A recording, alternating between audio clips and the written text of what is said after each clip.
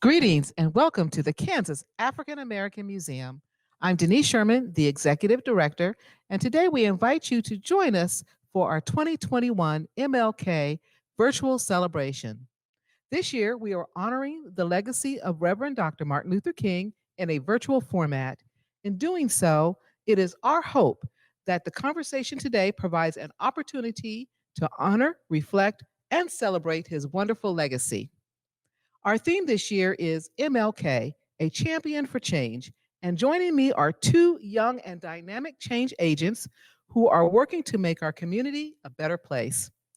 I would like to introduce to you Ms. Danielle Johnson and Mr. Joseph Shepard, who are part of an organization called Discomfort and Grace. Would you both share a little more about yourselves and the platform that you are using to promote change? Well, I'll actually let you start because the idea started with you with the Discomfort and Grace.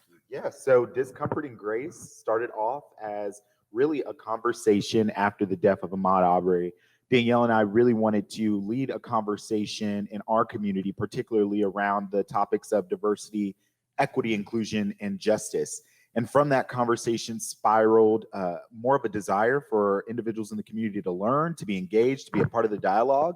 And so now, probably about twice a month, we have conversations about topics from, allyship to racial injustice and inequities, and we consider ourselves to be conversational catalysts. Yeah, a great explanation there. And thank you for having us on this MLK celebration. It's exciting to be able to partner and really get our platform out there. I have the opportunity to wear a number of hats, and in this space, I'm a partner in Discomfort and Grace. In my normal job, I work at the Office of Diversity and Inclusion, a space we like to call the home away from home, as an assistant director. And then I have my hands in a number of community organizations. Really love just working alongside the community, students, faculty, staff, and really getting the word out about the importance of change and getting the work done. Wonderful. Well, welcome. And I'm looking forward to our conversation today. So, Reverend Dr. Martin Luther King was a young man who used his intellect, gifts, talents, and platform as a Baptist minister to affect change. And as we honor his legacy, what stands out to you that is most impactful from his influence to change our society? What stands out most? I think his ability to really walk the line of a both and model, Okay. meaning that he was both grassroots oriented in the community, in the trenches, as well as having policy talks. He interfaced with at least three presidents, be it Kennedy, Lyndon B. Johnson, Eisenhower. So he was at several tables and ensuring that he was uplifting the voices that he worked alongside, as well as doing the work on the policy side. And I think that those things have to work hand in hand to create change. And there's different ways to do things, and I think that he honored those different ways, still with that nonviolent spin, which was really important to highlight. But I believe that his network and how he listened to various mentors and people while he was the face, he also understood the importance of listening and carrying out actions in various spaces. And speaking of the importance of listening, what resonates for me most is that Dr. King chose community over chaos time and time again. I don't think a lot of people even recognize that when he wanted to lead the Poor People's Campaign and when he really wanted to fight for a lot of these things that made society more equitable, regardless of who you were, there were people within his own circle who told him not to do that, who pushed back on him, who told him we weren't ready. And, he decided just because a small faction wasn't ready didn't mean that the community wasn't deserving of that change. And, I think it reminds me that oftentimes we have to be willing to step up to the plate. We have to be willing to kind of be the ones to throw our social and political capital out there, even if it results in a failure or a no, because all that does is it continues to put a crack in the glass ceiling so that 5 years from now or from whenever we are, that progress can continue to be made, and it makes the road a little bit more easier to travel had somebody like Dr. King not raised his voice and fought for those changes and took that risk. So, as we're looking at that period of time, the civil rights movement was actually, a good 20, 30 years. Not that it's ever ended, but during the 1940s through the 1960s and moving forward. How do you think that his legacy has propelled us and or set a model or a template for today? you talked a few things about how his approach and how he worked many sides of the table.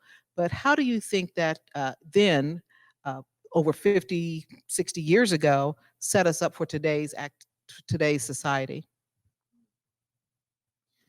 Yeah, I think we have to, right, in order to answer that question, we have to reflect back on what those times looked like. You know, to go and vote, people had to take a test. And even when they passed those tests, they still weren't able to vote. You know, also recognizing that, Rosa Parks, that wasn't the first time someone had, been denied their rightful seat on a bus. And so I think what Dr. King's legacy has taught us is to never be okay with complacency. Rosa could have said, okay, I don't want no problems. I'm going to move to the back of this bus, or I'm going to stand up to let this individual or this white man have my seat because I don't want to cause any trouble. I don't want to go to jail, right? But she knew, and she had been trained through the Southern Baptist Coalition to push back and to know her rights. And so I think Dr. King's movement and his legacy taught us to never be complacent with what society deems as appropriate simply because you're getting more than what you had 50 years ago. I think we're at a point now, even in 2021, where Black people are now again at a point where we're saying we're tired of eating the crumbs from underneath the table. And just because you're giving us more crumbs than what we had 60 years ago, it doesn't mean that more change is not possible or attainable, or we shouldn't be fighting for more change and progress. Yeah, I feel like Dr. King left a roadmap, right? So when we think about the Kingian nonviolent movement, even today, you can go and get those trainings to be trained on those tactics. So we certainly have a playbook on how to create change. I think, like we see today, there are several groups doing different things, and it takes that, right? At that time, you had your SNCCs, your COREs, your urban leagues, your NAACPs. And so being able to understand and respect the work that was going on at that time and pulling from those different strategies help to create movement. So I think when we look at it from that standpoint, there's an amazing playbook there. I think, though, there was also argument on how Dr. King implemented those things, right? There were folks that felt like, why are we being nonviolent? And there was a purpose to that for that time frame. When we think about Bloody Sunday, when we think about what was seen, oftentimes, and I think Joseph and I laugh about this on Discomfort and Grace, we see folks posting memes and posting things about Dr. King's life, and that's inaccurate, right? Like, yes, there was a nonviolent component, but it was also so that the cameras could catch what was happening to those that were nonviolent. They were met with violence. They were met with pain. They were met with, this may not be, you might not see the next day.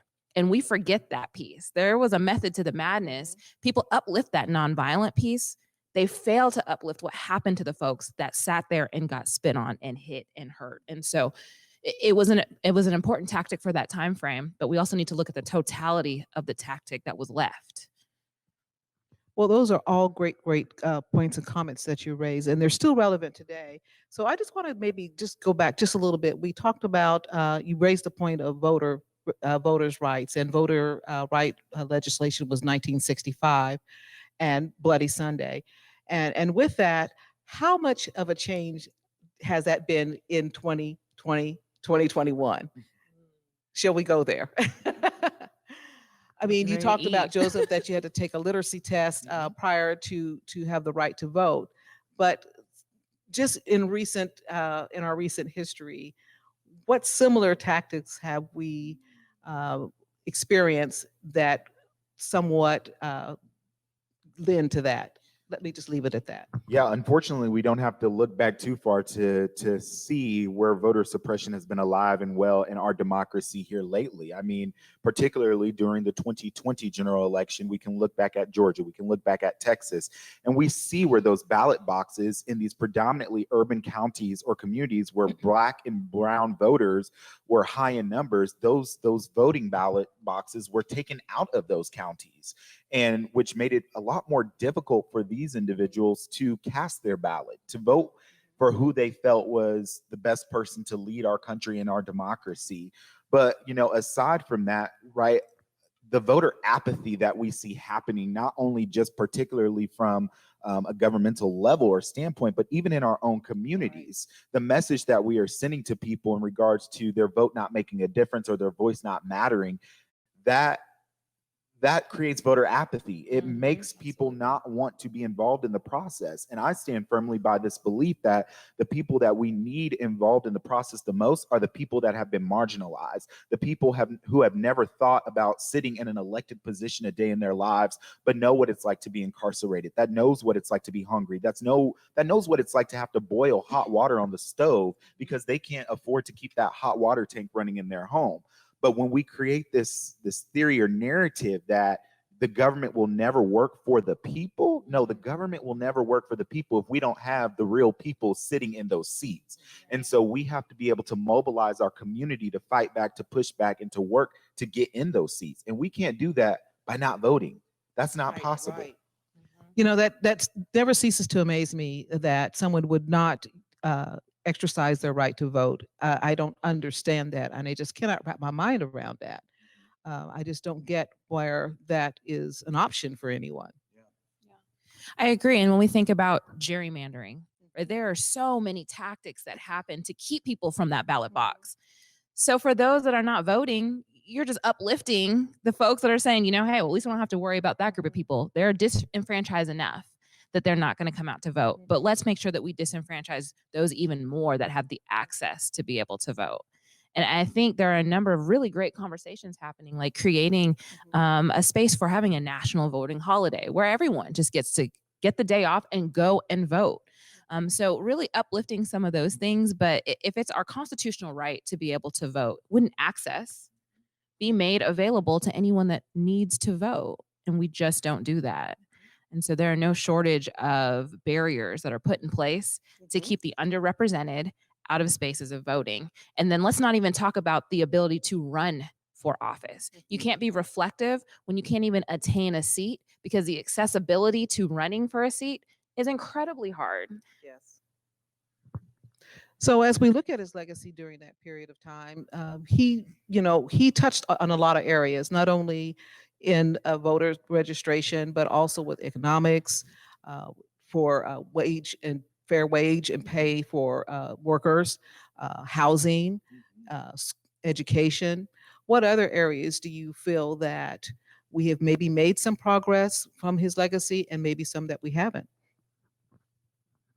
I would say overall, we're continuing to make progress, right? We're certainly not in the same spaces that we were as a civil rights movement.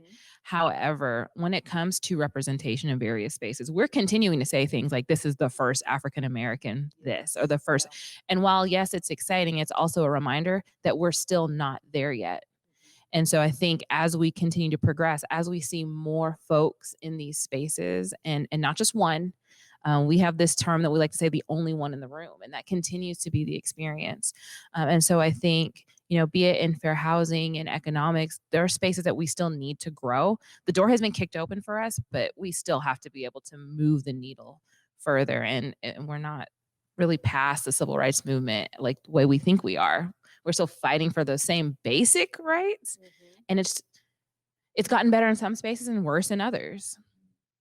Right. And recognizing that what happened 50, 60, even 70 years ago, the residue of the impacts of gerrymandering and redlining, we still see the impacts on our communities today. I mean, particularly right here in Wichita, the discussion about you can lay a map of where redlining was prevalent back when it was more overt, and lay it over a map of today, and you can see where redlining was most prevalent then is where your social or health inequities exist most today, right? So when we talk about the social determinants of health and why people can't get access to the things that they need to in order to live healthy and sustainable lives, why we don't see more people of color running for office, why we don't see more people of color at the top of corporate America, it's been designed that way, unfortunately, and we have to be willing to have those tough conversations, and we need allies in this conversation and in this fight to use their privilege, to use their power, social and political power, to say this has got to end. And when we hear people coming out and overtly talking about gerrymandering or overtly talking about discrimination, we have to collectively stand up together despite our differences, in philosophical differences or political differences, to say right is right and wrong is wrong, and there is no gray or in between. And I think that is what Dr. King was trying to tell all of us, is that there is a point where we have to say right is right and wrong is wrong, and there is no in between and no gray area. We've got to get back to that. So if he were here today, what do you think that he would think or say? What do you think his perspective or his opinion or his thoughts would be? That's a great question. I certainly think he would say, wow, we got Barack Obama, right? We got President Yeah. Barack Obama. So there are some really big wins for us. We have a Kamala Harris, right? Like yes. there's those pieces. But I also think he would say, wow, that poor people's movement, right? Because that was on the towards the end of his life, unfortunately. Yes. He wasn't able to move those things forward. I always find it interesting when people say they love Dr. King so much. Mhm. This is the King season. I like to dub it King season, where J.C. Penney's and Targets like to hold their sales and do that thing, right? But ultimately, what I think folks forget is, do you realize that at that time of Dr. King's death, he was not popular? No. People were not big lovers of him. They weren't taking his speeches and throwing them around like they do today. And a lot of times I believe his words are taken out of context. If he was here today, I think he would say, stop co-opting my message.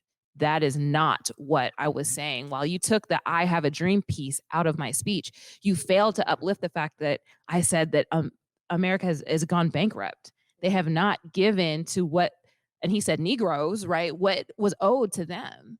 So you're talking content of character and all of those things. When I was talking about what is owed to Black people in this country, it was a condemnation speech, truly. And so also understanding that he was saying we need a livable minimum wage. So any politician or someone elected official that can actually move minimum wage that uses Dr. King's message is co-opting his message. If we're not a livable minimum wage, then you're not upholding his words. If we don't have accessible housing, fair housing opportunities, then you're not upholding his message. So I think he would be disappointed in how his message has changed over time. While his popularity has grown, his message too should be carried right along with his popularity. And we should see those policy changes, because he was talking policy and not just holding hands and singing Kumbaya. Do you feel that it's been sanitized? Oh, absolutely. Absolutely. We have taken Dr. King's message and dumbed it down to, this is how you actually protest, arm in arm. You don't break things. You don't, and I'm not gonna, grandstand on riots versus loots versus protesting, but simply taking his wording and making it seem like this is the right way to do it. Read the full speech, read the Birmingham letters, get to know who Dr. King truly was, not the elementary school version, but the real, honest, this is what I said, and my people have been left behind. What are we going to do to reconcile and rectify the situation? And let's be truthful and honest about what has been done in the history of this country, and how do we make it right? Yeah, I think Dr. King would say, I was bold and I was brave during a time where it was not necessarily popular to do so. When will you be bold and brave during a time where being an activist or being brave is actually praised? I think that Dr. King had much more to lose. And we are living in a time where people tend to think that activism is a title or a badge of pride rather than an action and a behavior. And how we show up in these spaces, for us to be Black in many of the spaces that we're in is mere activism. But how do we take that activism a step forward? Are we asking those provocative questions when we're sitting in those boardrooms with our peers that may not look like us, and they're making comments that, oh, increasing the price of this is actually not going to be too much more difficult, or it won't be too much more harder for the people that really want to be a part of this? Or are we having those difficult conversations with people that have diversity, equity, and inclusion committees, but no progress is being made in the area of diversity, equity, and inclusion? And or you can't show us measurable metrics that shows that you are actually meeting the goals of diversity, equity, and inclusion. And I think particularly, while the summer of 2020 was very difficult for a lot of us, I think Dr. King would be looking down from the balcony of heaven and saying, I am showing you, along with God, what we were trying to tell you 60, 70 years ago, but I'm bringing it to you live in color. So now you understand the entire totality of what your part of the mess is. Now, what are you going to do to clean this mess up? Everybody has a part in this mess. What role will you play in cleaning the mess up? Be brave, be bold. I was brave and bold during a time when it wasn't popular to do so. Right. And I think that is one of the things that we want to share today is that as a young man, he was brave and bold and surrounded himself with like-minded people who were willing to take the risk, who were willing to step up, step out, and do what it takes. You mentioned diversity, equity, and inclusion, and even with the Poor People's March and others, he was not. He was very inclusive of other uh, groups who were having some of the same issues. So Native Americans and those who were disenfranchised and marginalized, like you said. And again, really diversity, equity, and inclusion was a part of it, even though we didn't have those words at that time. Absolutely. Absolutely. And I think too, to the credit of he was the face, but there were a number of folks in the background, your Ella Bakers, right? Your Coretta Scott King, who continued that work even after his passing. Your Bayard Rustins, a number of names that do not get uplifted during that time. But to your point of like-minded individuals creating change, which also included not just African Americans, but poor people, LGBTQ plus folks, while that at the time wasn't as a popular movement, it's still there was a thread there, and Coretta Scott King actually picked up some of those pieces. So I think it's important even today as we say Black Lives Matter and we talk about the movement. It's not to further disenfranchise others, but to move all of us together at the same time. Well, I'm glad you segue into that because how different or what is the comparison or would you say contrast of Black Lives Matter today in the last couple of years as it was 50, 60 years ago? Civil rights movement, Black Lives Matter. What would you share would be a contrast or maybe even similarities? Because I think there are quite a few, actually. I don't think it's really that much different. Yeah, I would have to say, clearly, I was only born 27 years ago. So unfortunately, I only know about that time from when I've been granted the privilege to read.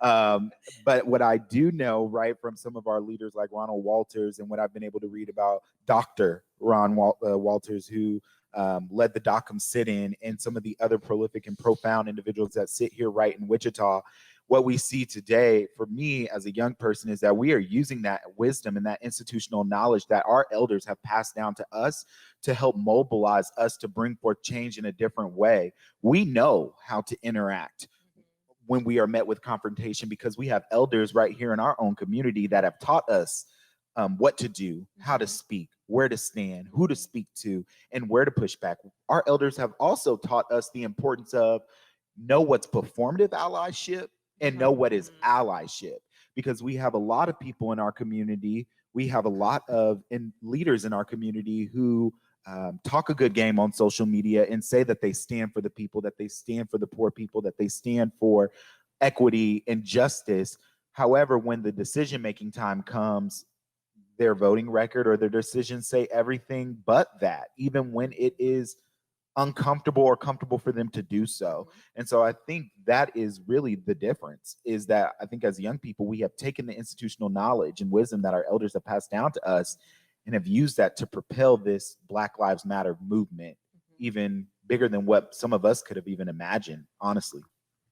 Yeah, I agree. I think there are a number of parallels, right? And a lot of the folks that started the actual, when we think about Black Lives Matter, the organization, they took a lot of those systems and they're very well-read people and said, okay, these were the folks, the civil rights movement. What do we need to do to continue to do that work? Now, I think the generational difference is really the different parallel there. So when we think about, I think this generation likes to move a little bit quicker. So I definitely think that there's that. We have technology on our side. We have the ability to do and mobilize things in a much different way than before. But I think those tenets, those principles are still there, that they're still trying to move forward these ideals. And I think it's also a more inclusive message because we're now in 2021 and it's not just moving the needle for African Americans, but it's moving the needle for everyone and really bringing, it's more intersectional. There's an intersectional dialogue having around human rights and that it's encompassing, but it's also unapologetically, we are Black Lives Matter. And so we, want to shed the truth. We want to reiterate and remind you all of history and the systemic reasons why we are where we are today. And we have demands. I love the saying when folks say this is not your grandma's movement. And it's not, but it's certainly built from that movement. And we can't get away from that. And so we look at the platforms that were used then. Television was relatively new as a medium, and so that certainly gave a lot of credence and opened up the opportunity for the world and for others to see what was happening around the world, and especially during the civil rights movement. But now we're into the age of technology. And so your platforms, when I say you're meeting young people who are change agents, have embraced many different forms. And so you spoke a little bit about that. Share a little bit more. Right. So when we think about, there's an up and a downside to it, right? So I would also say, let's talk about the trauma that we're all now facing more frequently. You're regularly seeing brutality. You're regularly seeing people that look like you and I die on the street. And because it's so accessible, someone can just pull out their phone and record an injustice. It's created this very interesting dynamic, right? Bloody Sunday was so big because it was on TV and you could see it. But now I also feel like there's a level of disconnect too of, oh, this is happening so often that it's desensitized some folks to the movement, except for this summer, right? When we think about the pandemic had our behinds at home and we were watching on that screen, you could not turn away from the death of Ahmaud Arbery, Breonna Taylor, George Floyd, and countless other names that don't tend to get mentioned when we talk about those that have been lynched. Let's use the proper language, lynched in front of our eyes. That's the downside. It's accessible. It's there. You can showcase the injustice. But then when we're starting to hear how these things are playing out in court systems, we watched it, you saw it, but people are still getting off. And that's the downside of technology. Is a beautiful thing, but there's the trauma piece and there's the, you can get it right out there to the people, but also what are the consequences? And when you think about that, the images that come to my head are being hosed down and being attacked by the dogs and those types of things. That is still just as traumatizing as seeing, the officer who had his, knee on neck, and you're watching this play out. Regardless whether it's then or now, it is still very, and it's real still very traumatizing because it is still happening right in front of you. And I think that's what's most traumatizing for a lot of millennials, is that really our grandmother, our grandfather, some of our parents even went through this with the idea that they would sacrifice that and go through that with the hope and expectation that their children or grandchildren would not have to. And to be in 2021 and knowing that it's still happening. Someone made a comment, earlier this week, with everything happening around our world, that, they don't feel safe in their own country. And someone responded that, unfortunately, this is how Black people feel all the time. So it's just a reminder. We weren't safe then, didn't feel safe then, don't feel safe now. And that's really kind of part of that generational legacy that you really pass down on how you must conduct and behave and prepare your children. It's kind of like living in two different societies at some point, being prepared. I think I would just add, though, for that technology piece, on the flip side, it makes putting a protest together, snap of the finger. You can drop a location, we're all going to show up, right? You don't have to have a ton of meetings prior. You can get on a group meet. These apps make it really easy to get folks moving really quickly and to get a message out. So on the flip, with how technology has changed, you're able to make a move quickly and be able to have these conversations on the back end and people not know what every move is going to be. You mentioned earlier that not everyone in Dr. King's circle was really for him, and there was a lot of pushback. We heard that same message with the DACA sit-in participants who said that they also move forward as young people with a movement and a mission. And how do you feel as young people, as in your role as change agents, or the term you used earlier, conversation catalyst? Conversational catalyst. Yes, I love that. Can we go ahead and hijack that? No. No, you can. Yes, you can. But yes, I mean, do you all feel that? Do you feel that you're getting the support? It sounds like that you talked about the systems and the things that were in place, that you're able to have cover, if you will. But do you also feel that there's some resistance from other generations, or is that just not there? do you feel that there's more support? Can you answer that? Yeah. Yeah, I certainly think that there's a little bit there. It depends on the situation and environment that you're in, right? And what your what appears to be your end goal. And for me particularly, I have found that, you know, in some situations, some people have no problem calling on me if they want me to speak or orate or, you know, do something for their organization. But on the flip side of that, if I am running for something, I'll just say it, you know, because of my diverse identities and them not understanding or liking part of that diverse identity, they're not here for it, right? So I've channeled this year for me. I've said that I'm not only going to focus on the life of Dr. King, but the life of those around Dr. King who propelled him and made him who he was. And one of those individuals was Bayard Rustin, who was LGBTQ just like I am, and really led the March on Washington and got no credit, no public credit for it. And literally people told Dr. King, stay away from him. They used Bayard Rustin as a way to scare Dr. King, but more importantly, to hide him in the background. And I'd be lying if I felt that there were not times where I felt that that was a similar situation for me. But channeling Mr. Rustin's inner strength is what keeps me going and fighting. He was quite a strategist, I understand, and that really behind closed doors and when they had their meetings and their planning sessions, he was quite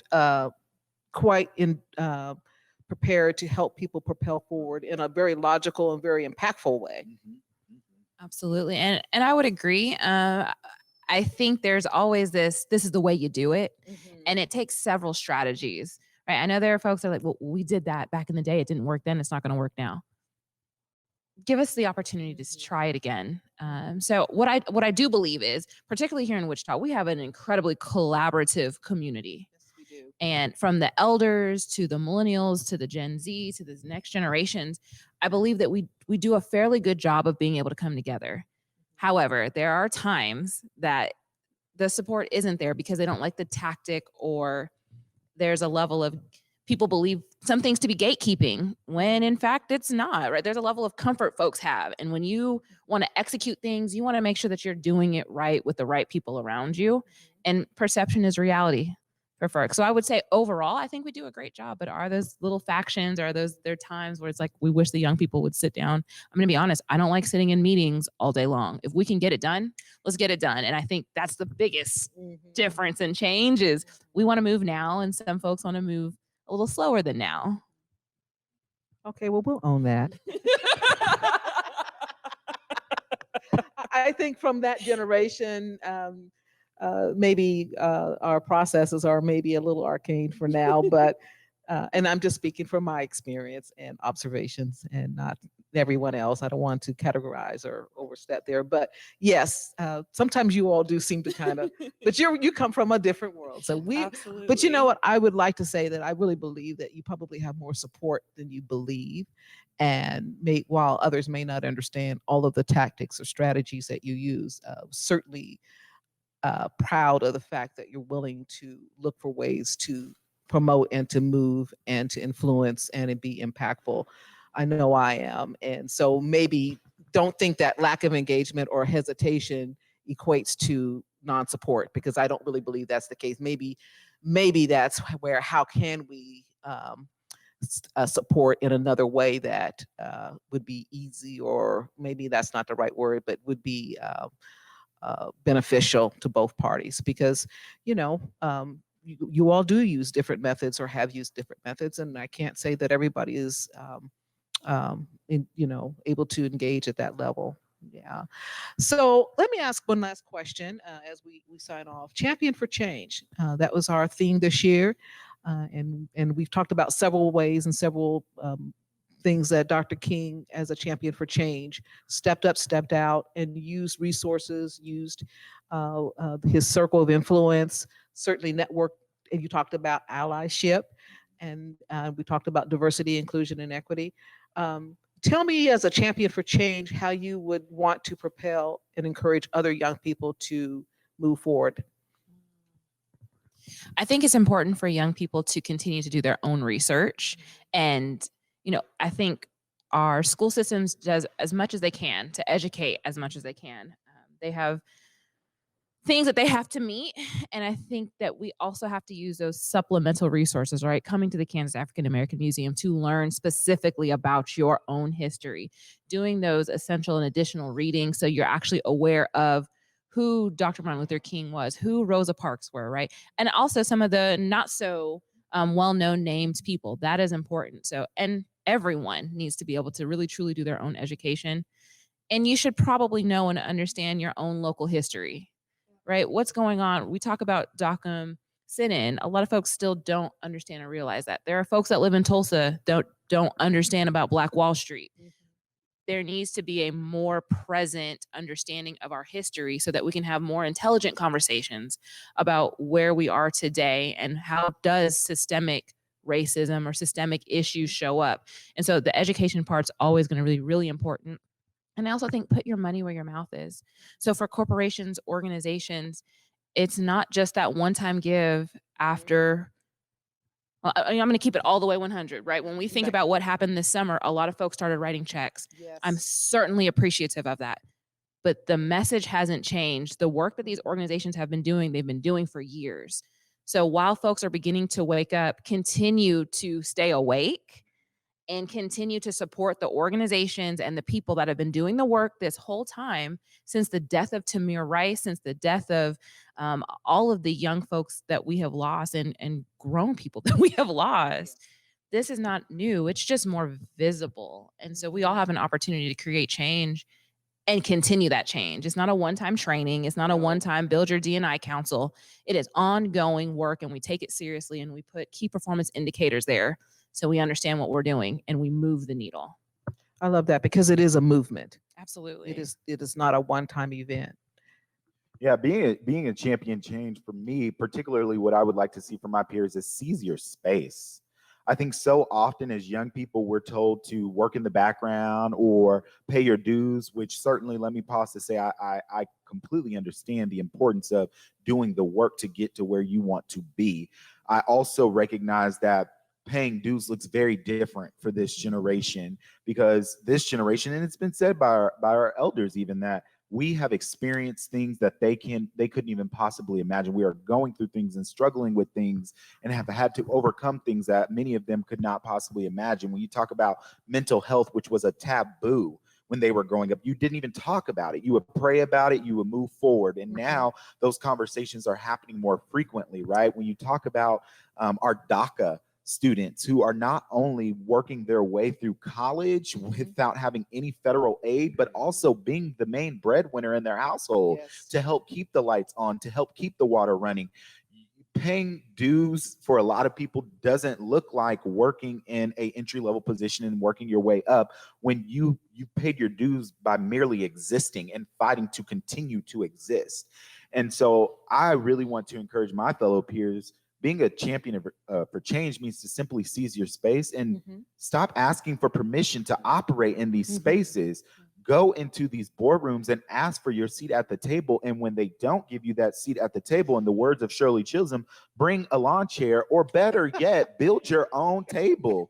Build your own table. We are now at a point where we no longer have to wait for permission to be at these tables.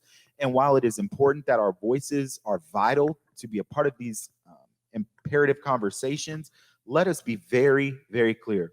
We bring to those tables what those companies and corporate organizations need in order to thrive and survive and to diversify their portfolio in regards to who they reach, their market, their consumers. They need us at the table. So let us stop operating as if we need them. They need us, we need each other. So we have to have this collaborative partnership and conversation in order to move forward. I want to see more young people like me on a board of directors at more nonprofit organizations. There are young people who are talented in Wichita. There's no shortage of them. Go to Wichita State, go to Newman, go to Friends, go to WSU Tech.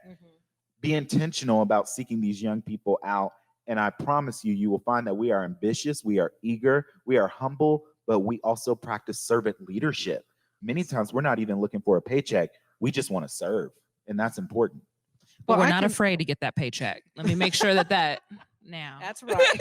Know your worth. Right.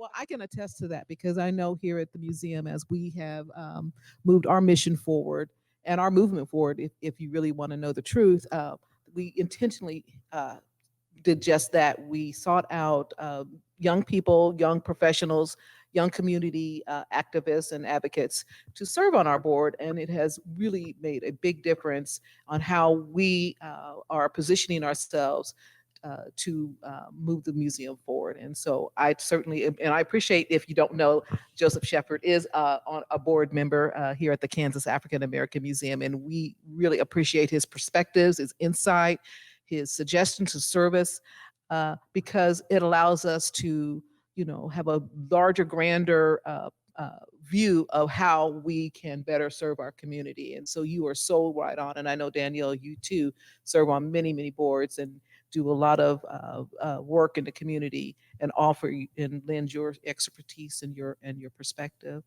And we need to be open to that. And so when you still talk about diversity, equity, and inclusion, that is all of that as well, correct? Absolutely. Boards shouldn't be made up of just older, seasoned, and Right. professional people. It should be everyone. Reflective. It should be reflective of the community being served. Well said. Well Yeah. said. One last thing I just wanted to just make a point. When you talked about different ways to move your mission forward and be a champion for change, it just came in my head how, and maybe this is where there could be a generational difference.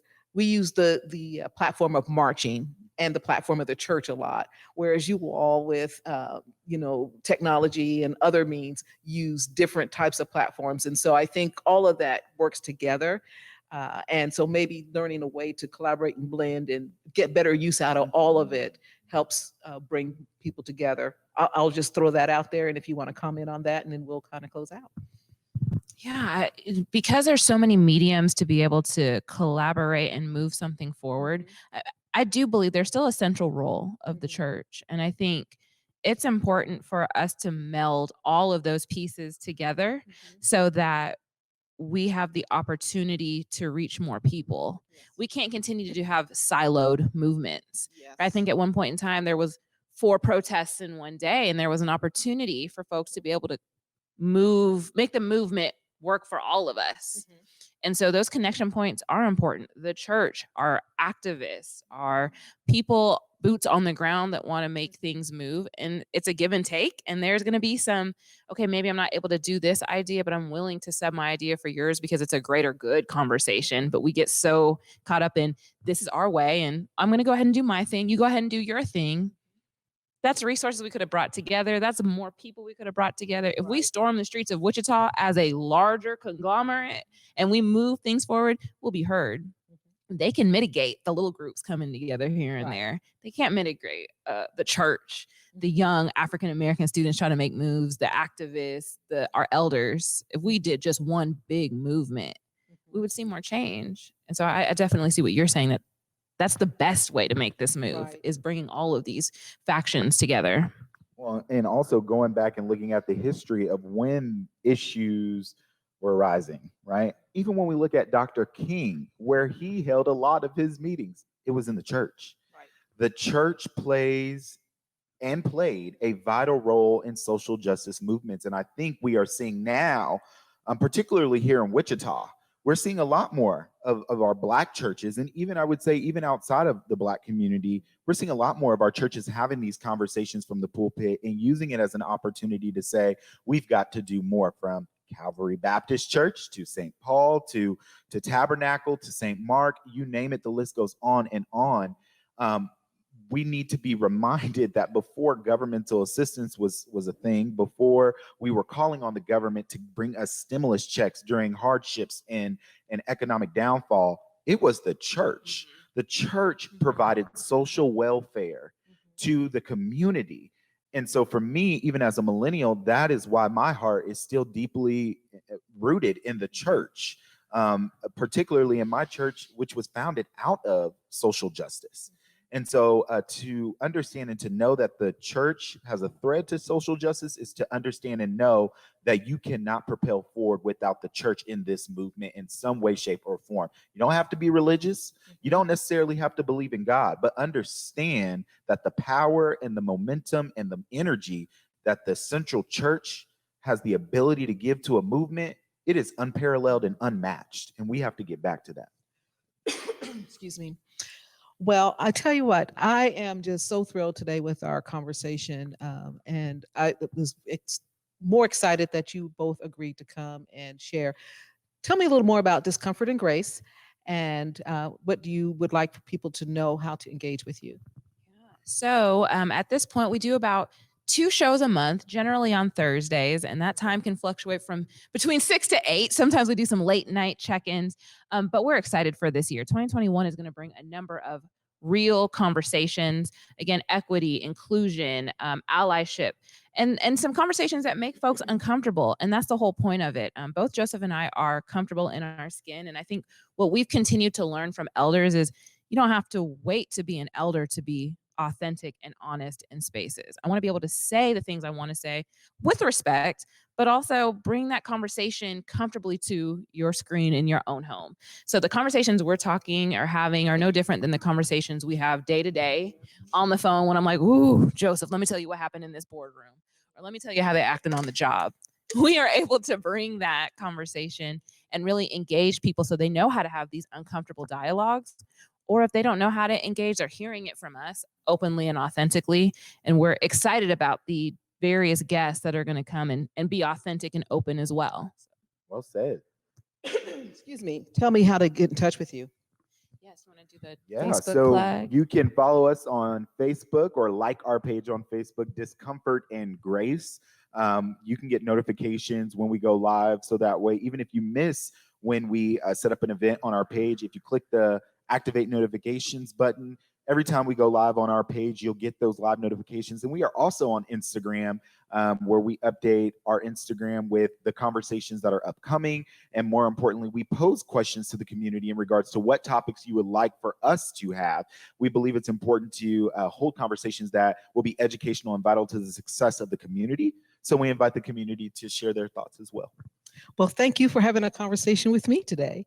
And Yes. we appreciate the fact that we were able to really take another look at the legacy of Reverend Dr. Martin Luther King. Again, I loved all of the points that you all made today, and it was really good to get a perspective from young change agents. Thank for having you. us. Thank you You so bet. much. And we invite you to come to the Kansas African American Museum to learn more about our history, heritage, our art, and our culture here. And you can visit us at www.tkaamuseum.org. Thank you very much for joining us today, and we wish you a blessed and prosperous 2021. Thank you.